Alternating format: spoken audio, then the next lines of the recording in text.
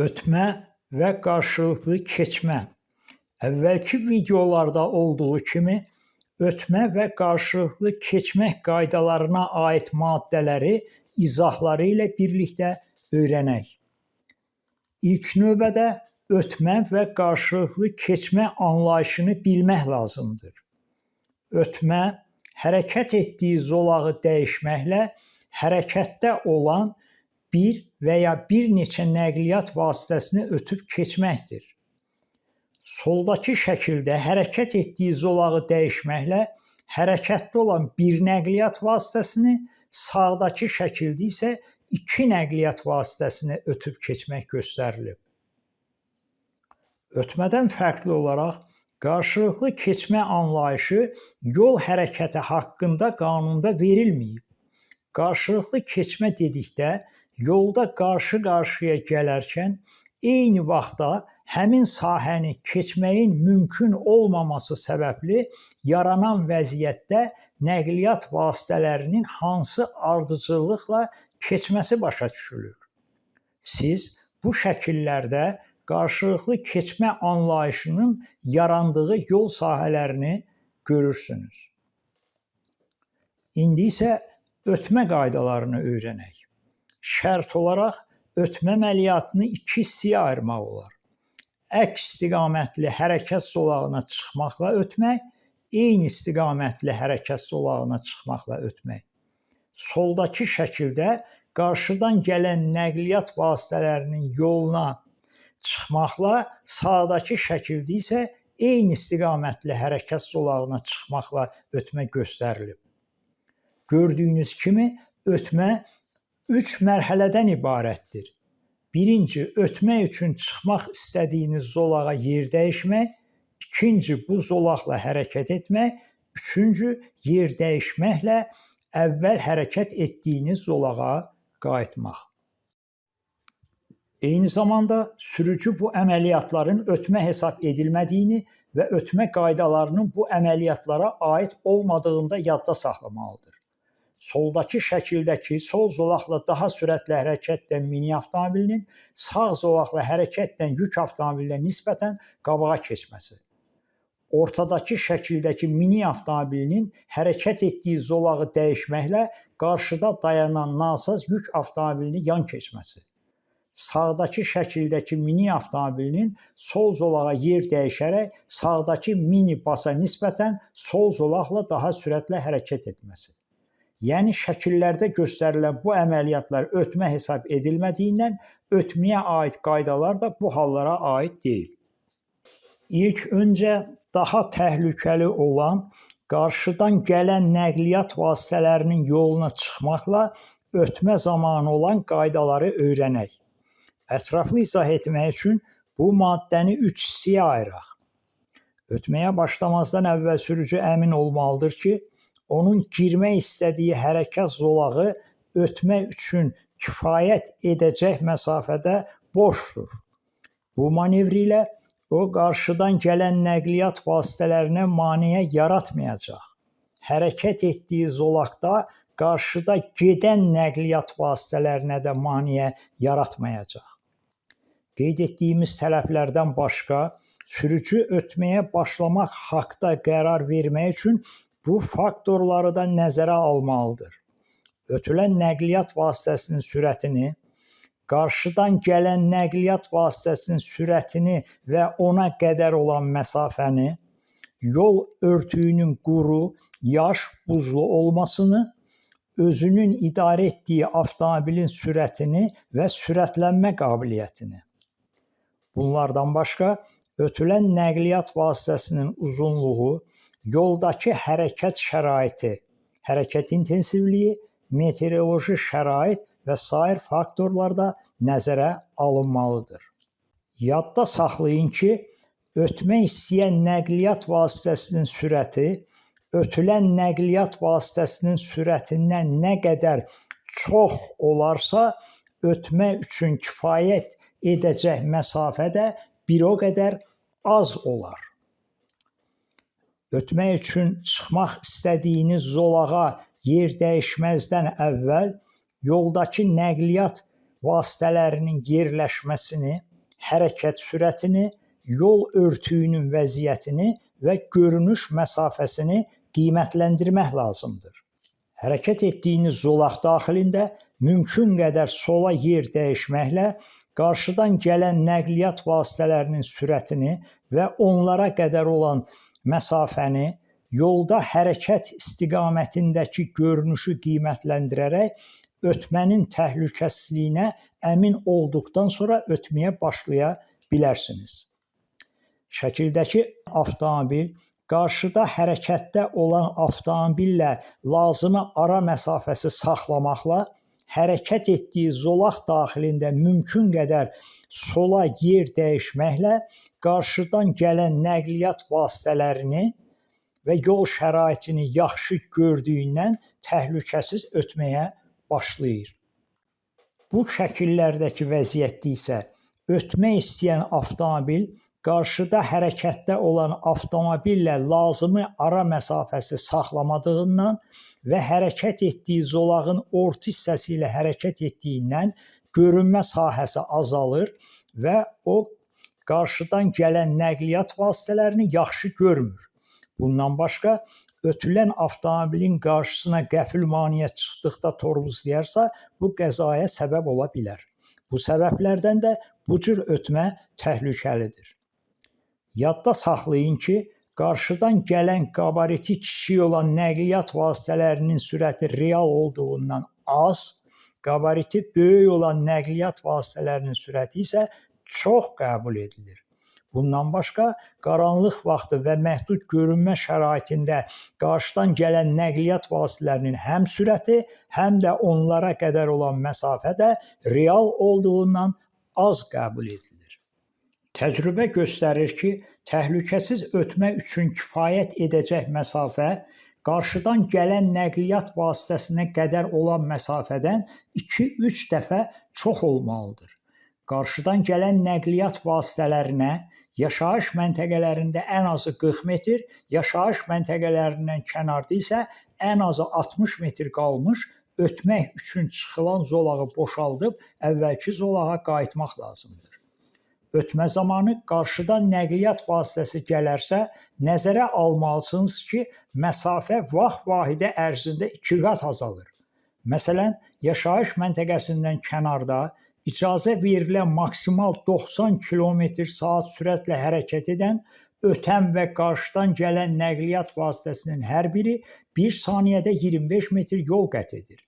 Onlar qarşı-qarşıya gəldiklərindən 1 saniyədən sonra bir-birlərinə 50 metr yaxınlaşırlar. Əgər aralarındakı məsafə 1000 metr olarsa, 20 saniyədən sonra onlar toqquşa bilirlər. Bu şəkildə qarşıdan gələn nəqliyyat vasitəsinin sürətini və ona qədər olan məsafəni düzgün qiymətləndirməyən avtomobilin qəza törətdiyini görürsünüz. Siz bu videoda qarşıdan gələn avtomobilin sürətini və ona qədər olan məsafənin nəzərə alınmaması nəticəsində baş verən ağır qəzaları görürsünüz.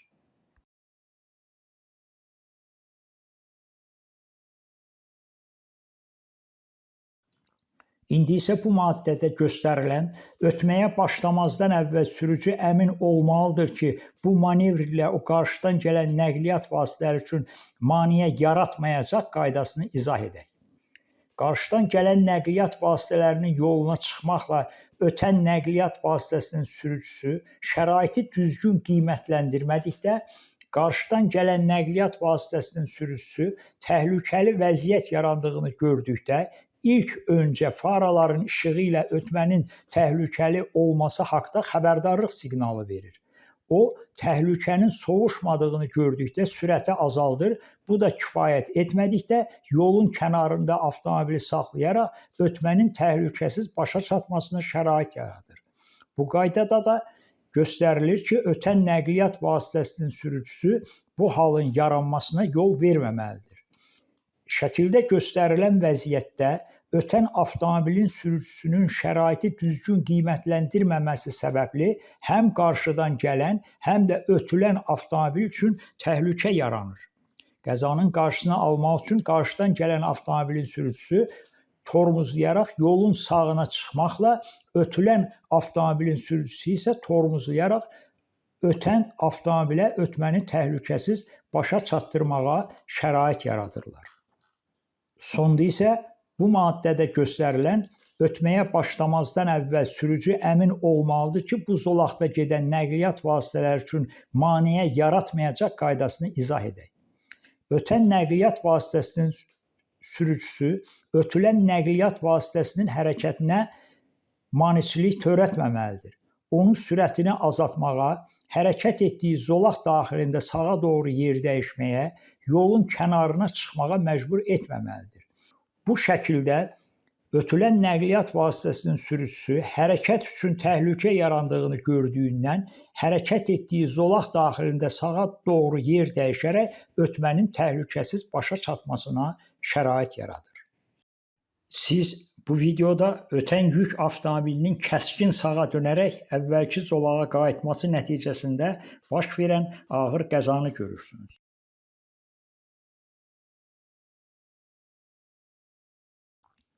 Ötülən nəqliyyat vasitəsinə ən azı 20-30 metr keçdikdən sonra əvvəlki zolağa qayıdıb sürəti artırmaq lazımdır. Çıxdığınız əvvəlki zolağa qayıtmağın vaxtının ən yaxşı oryentiri salondakı və ya sağdakı arxanı göstərən güzgüdən ötülən nəqliyyat vasitəsinin görünməsidir. Eyni zamanda ötən nəqliyyat vasitəsinin sürücüsü ötmənin sonunda kəskin sağa dönərək çıxdığı əvvəlki zolağa qayıtmamalıdır. Bu şəkildə qırmızı xətlə göstərilən trayektoriya ilə ötmənin sonunda əvvəlki zolağa qayıtmaq olmaz. Çünki ötülən nəqliyyat vasitəsi ilə ara məsafəsi az qalır və sizin qarşınıza hər hansı maneə çıxdıqda tormozlamağınız arxadan gələn avtomobilin sizi vurmağınıza səbəb ola bilər. Bəzən sürücülər bu şəkildə göstərilən vəziyyətdəki kimi ötmənin sonunda qırıq-qırıq xəttin bütövləşdiyini gördükdə fikirləşirlər ki, ötməni qurtarmaq üzrə olduqlarından bütöv xətti kəsib keçməklə də olsa manevri başa çatdırmaq lazımdır. Bu səhv qərardır. İlk növbədə bilmək lazımdır ki, qırıq-qırıq xətt bütöv xəttlə döngələrdə, yoxuşun sonuna yaxın və digər belə təhlükəli sahələrdə əvəzlənir. Qırıq-qırıq xətt bütöv xəttlə əvəzlənənə yaxın, xəttlərin uzunluğu xəttlər arasındakı məsafədən 3 dəfə uzun çəkildiyindən sürücü xəttin bütövləşəcəyini qabaqcadan bilir.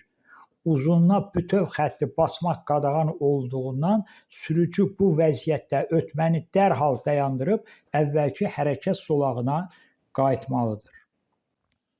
Qarşıdan gələn nəqliyyat vasitələrinin yoluna çıxmaqla ötmə qaydalarını öyrəndikdən sonra eyni istiqamətli hərəkət zolağını çıxmaqla ötmə qaydalarını öyrənək.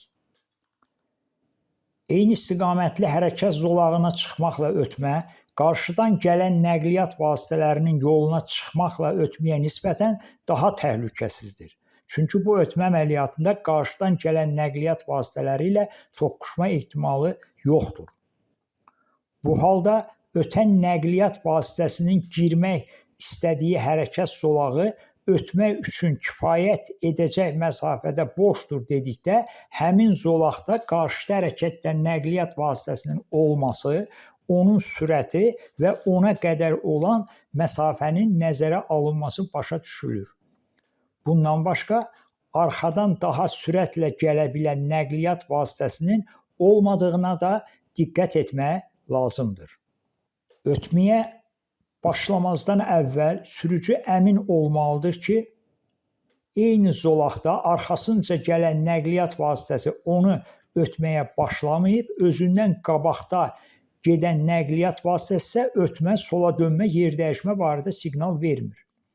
Arxadan gələn nəqliyyat vasitəsinin ötməyə başlaması dedikdə, ilk növbədə onun sola dönmə siqnalı verməsinə diqqət etmək lazımdır. Çünki ötmə vaxtı dönmə siqnalının verilməsi məcburidir. Bundan əlavə, arxadakı nəqliyyat vasitəsinin ötməyə başlaması onun müəyyən qədər sola çıxması ilə də bilinir. Ötməyə başlamazdan əvvəl şəkildəki kimi arxanı göstərən güzgülərlə, arxaya baxmaqla arxadan gələn nəqliyyat vasitəsinin sola dönmə siqnalı verməsini müəyyən edə bilərsiniz. Siz soldakı şəkildə sola dönmə siqnalını yandıraraq sola çıxmaqla ötməyə başlayan yaşıl rəngli mini avtomobilini gördükdən sonra ötməyə başlamaq istəyən göy rəngli mini avtomobilinin tormozlayaraq ötməni dayandırdığını görürsünüz. Sağdakı şəkildə də sola dönmə siqnalını yandıran mini avtomobilini gördükdən sonra ötməyə başlamaq istəyən mini avtomobilinin ötməni dayandırdığı göstərilib. Eyni zamanda ötmək istəyən sürücü özündən qabaqda gedən nəqliyyat vasitəsinin ötmə, sola dönmə, yer dəyişmə barədə siqnal verdiyini gördükdə ötməyə başlamamalıdır.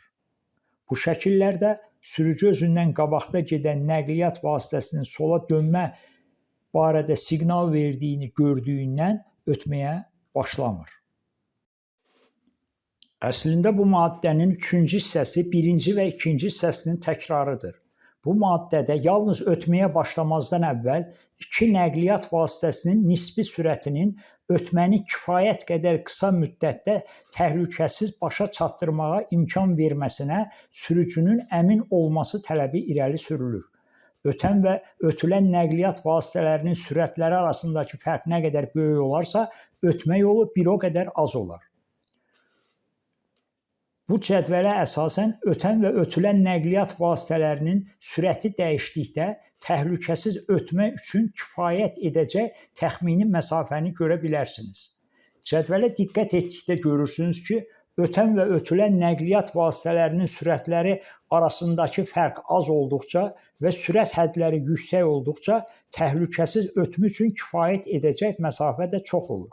Məsələn, 90 km/saat sürətlə hərəkət edən avtomobil 60 km/saat sürətlə hərəkət edən avtomobili ötürsə, təxminən 411 metr məsafə təhlükəsizlik üçün kifayət edirsə, bu avtomobilin 80 km/saat sürətlə hərəkət edən avtomobili ötməsi üçün artıq 1383 metr təhlükəsiz məsafə lazımdır.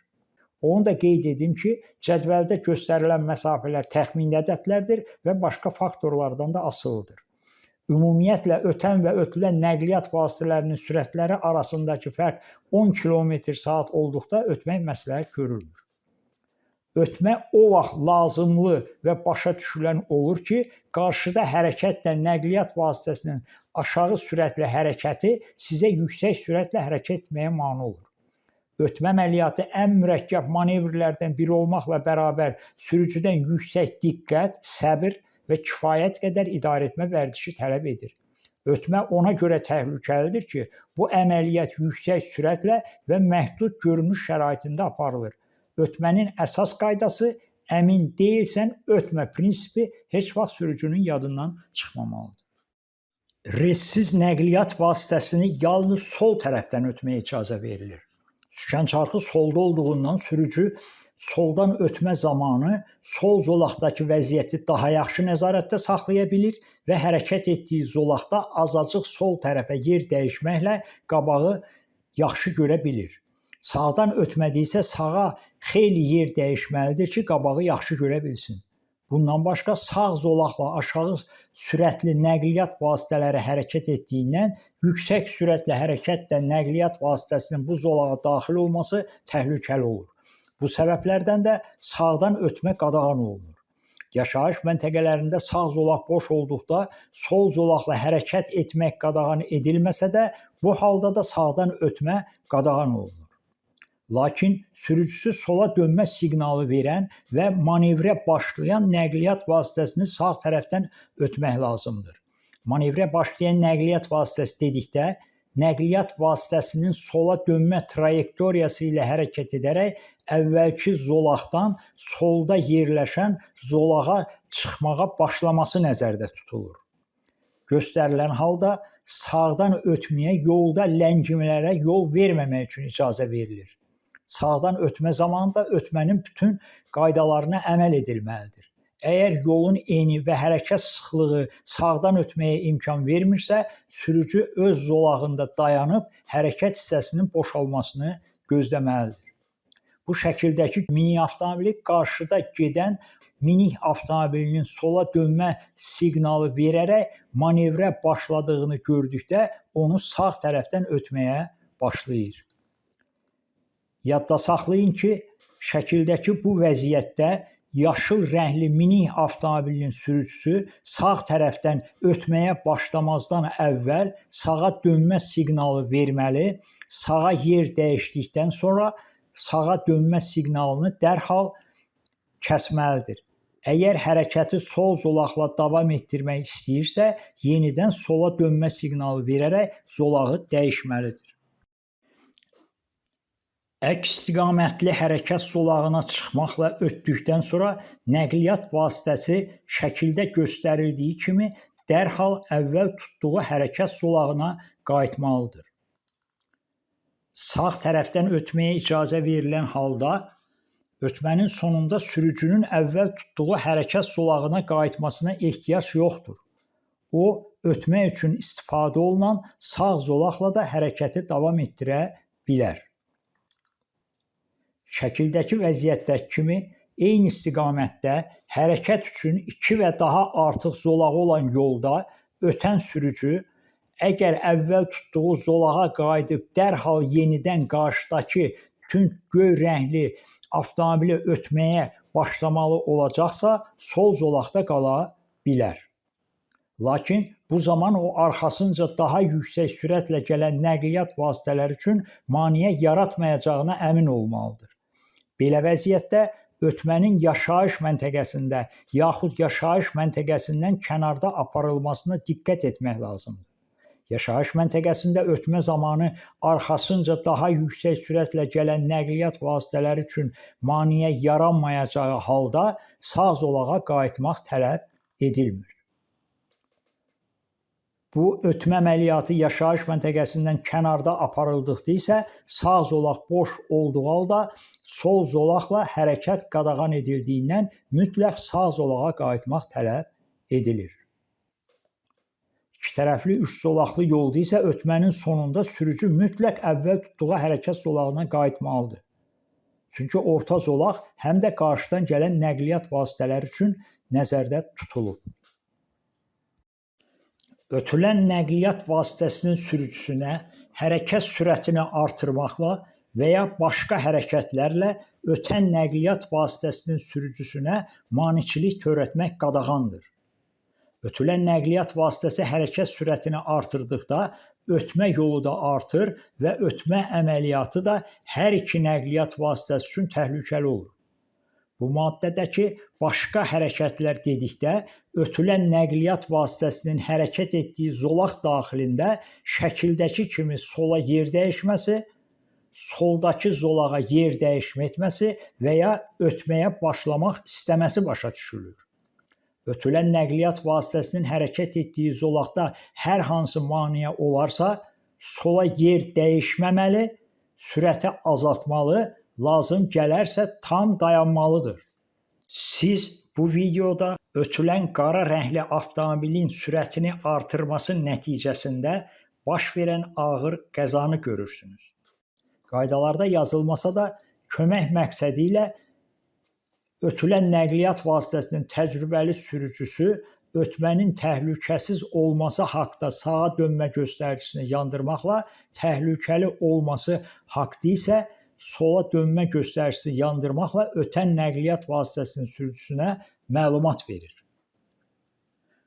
Eyni zamanda ötmə vaxtı qarşıdan gələn nəqliyyat vasitəsinin sürücüsü qanunun 51 maddəsinə əsasən hərəkət üçün təhlükə yarandığını gördükdə nəqliyyat vasitəsinin sürətini tam dayanma həddinə qədər azaltmaq üçün mümkün olan bütün tədbirləri görməlidir. Videonu paylaşın ki, daha çox sürücü yol hərəkət qaydalarını mükəmməl bilsin. Yollarda təhlükəsizlik tək sizdən yox, bütün sürücülərdən asılıdır. Videoya baxdıqdan sonra rəylərinizi yazmağı da unutmayın.